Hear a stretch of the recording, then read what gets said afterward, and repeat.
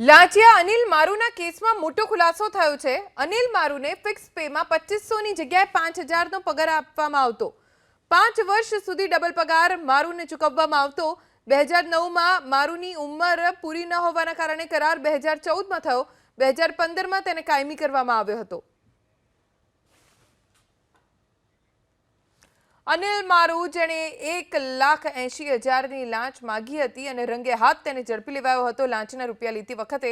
હવે આ કેસમાં તપાસ જેમ જેમ વધુ ઊંડાણપૂર્વક થઈ રહી છે તેમ તેમ મોટા ઘટસ્ફોટ પણ થઈ રહ્યા છે।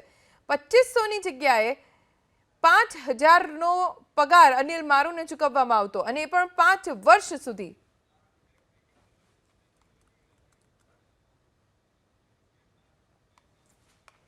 લાંચિયા અનિલ મારુના કેસમાં મોટો ખુલાસો થયો છે। અનિલ મારુને ફિક્સ પેમાં 2500ની જગ્યાએ 5000નો પગાર આપવામાં આવતો। 5 વર્ષ સુધી ડબલ પગાર મારુને ચૂકવવામાં આવતો।